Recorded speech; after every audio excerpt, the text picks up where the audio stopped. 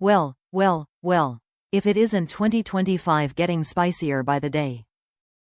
Just when we thought late-night TV was the last bastion of semi-sane entertainment, ABC decided to yank Jimmy Kimmel Live off the air, and no, it's not a bit.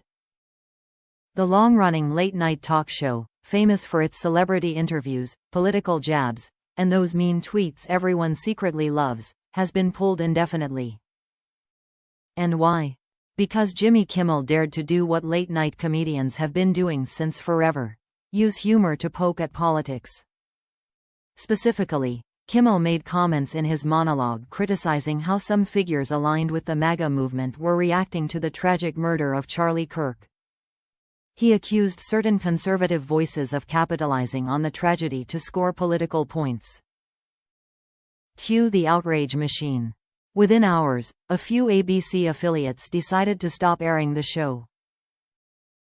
Then, corporate ABC stepped in and said, "You know what? Let's just hit pause."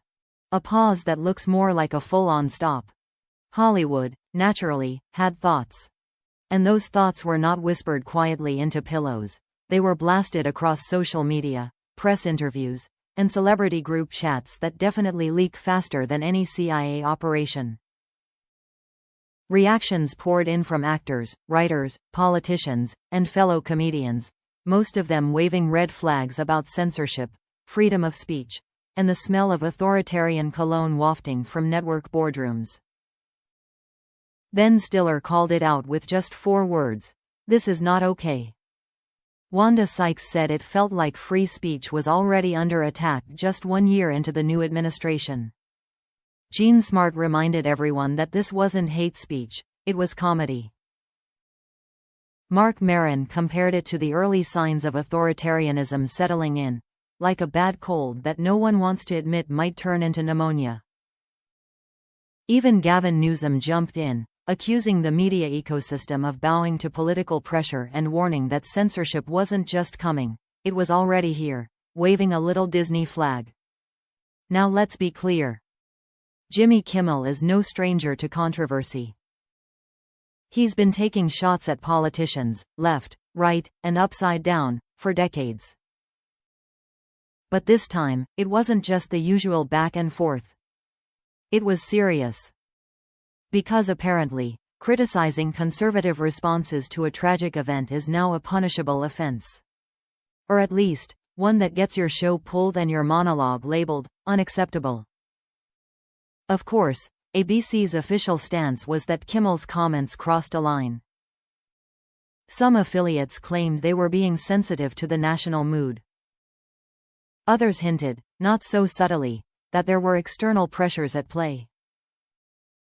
And by external pressures, read powerful regulators and even more powerful political players. Because, plot twist, the FCC chairman had also issued a statement warning broadcasters that divisive and disrespectful rhetoric might come with consequences. Translation: play nice or lose your license. You can practically hear the legal teams shuffling papers and whispering, "Better safe than sorry." Let's not forget that former President Donald Trump also chimed in, as he always does. He called Kimmel's remarks disgusting and cheered on the show's removal. For someone who used to call comedians irrelevant, he sure keeps tabs on them. Now here's the funny not funny part. There are people saying this was also about ratings. That Jimmy Kimmel Live was on a slow decline and that this was the perfect excuse to cut the cord. But come on. If every show with declining ratings got pulled for being offensive, we'd have no reality TV left. This doesn't smell like ratings. This smells like censorship wrapped in a business casual excuse. And here's where things get tricky. Because now, everyone's asking the big questions. Where is the line between comedy and cruelty? Is it okay to satirize sensitive events? Is political commentary in comedy still protected? Or are we now grading jokes based on whether or not they upset powerful people? Let's be honest. The best comedy always upsets someone. That's its job. If comedians can't challenge the narrative, what's left? Cat videos? Unboxing vlogs? A Kardashian cooking show? The real danger here isn't the loss of one talk show, it's the message this sends to every other host, writer, producer, and yes, even meme maker out there. The message is simple: watch your mouth. Or else. And guess what? That's how it starts. Today it's Jimmy Kimmel. Tomorrow it could be your favorite political commentator. Next week, it could be a YouTuber with 20 million followers who made the wrong joke at the wrong time. We've seen this before, in countries where freedom of speech is just a sticker on a wall and comedy has to be state-approved. And now, it feels like America's dipping its toe in those murky waters. The scary part? Some people are cheering it on. Finally, they say, someone's putting these comedians in their place. But that place, historically, has always been in front of the microphone, not under it. Yes, comedy is messy. Yes, it offends. That's what makes it powerful. It holds up a mirror. Sometimes that mirror is cracked, and sometimes what it shows isn't flattering, but it's still necessary. Take that away, and you're not just silencing a joke. You're silencing a conversation. Let's also not forget the double standard. Because certain voices seem to get away with saying the most outrageous, violent, or outright false things, and somehow they get more airtime, not less. But a late-night host says something critical of the MAGA crowd? Boom. Gone. It's not about decency. It's about control. And that's why Hollywood is pushing back. Because they know this isn't just about Kimmel. It's about precedent.